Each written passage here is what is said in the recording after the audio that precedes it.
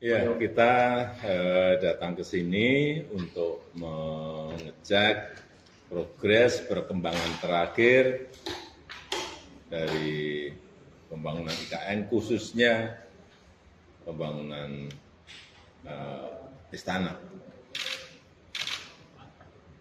Saya melihat semuanya masih dalam proses, karena di sini ada ribuan yang bekerja. Saya nggak mau banyak mengganggu mereka, biar progresnya nggak terhambat karena kedatangan saya. Yang kedua, tadi malam saya tidur di sini.